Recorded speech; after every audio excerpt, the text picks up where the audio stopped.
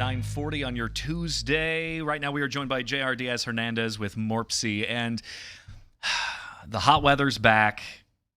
We get into these seasons, but what we're talking about is the first air quality alert of the summer. When it comes to this one is really specifically for people who are in kind of vulnerable groups, the children, the older adults, maybe folks with asthma. When it comes to time to kind of pull the trigger on these alerts, what does MORPC look at? Yeah, that's a great question. So MORPC primarily issues alerts for ground level ozone, which is the alert that we're facing today, and particulate matter 2.5.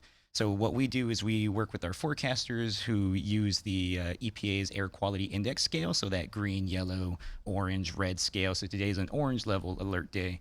And as you said, that's the category for unhealthy, for sensitive groups, of people who might be a little bit more susceptible to being affected by pollutants like ground level ozone, so folks with asthma, older adults, younger people.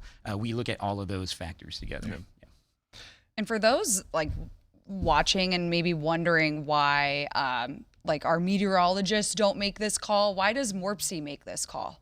Yeah, so MORPC's been in the air quality forecasting business for over 20 years at this point. So we do it for a 4-county area. So instead of being a very specific forecast to like an area, we look at the county-wide region. So, and again, we work with those forecasters, Spheros out of California, who do this type of work for multiple metropolitan planning organizations around the country. And is there anything that contributes to like lessening the air quality when we're in a air quality alert like this? Yeah, that's a great question. So part of the recommendations that we give to people is like, simple things like avoid mowing your lawn or like running gas-powered equipment, right? Like that keeps pollutant levels low.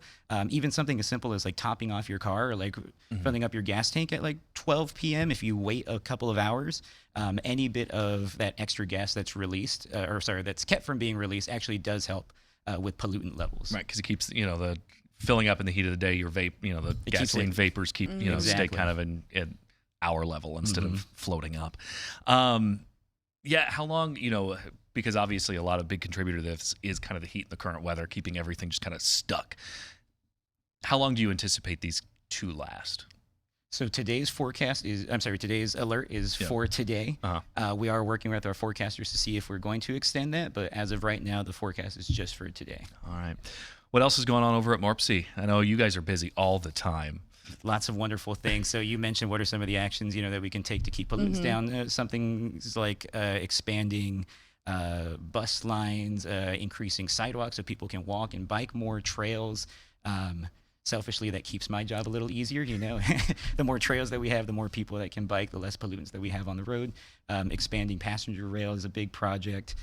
Traffic safety, so much stuff going on. And I know we brought you in about air quality, but you kind of mentioned the passenger rail. Any updates on the movement? Any movement on that? Yeah, that's a great question. I don't have those for you right now, but I'm happy to send that link along. We'll probably bring it back next week. But I want to ask you about the alert we're in right now. Yes. People that are outside, what are some of the signs and symptoms that they may not be doing well in this alert? Yeah, that's a great question. So one of the categories of people who fall in that unhealthy for sensitive groups could be outdoor workers, right? People who are exposed to, they have to be outside, right? They're working outside.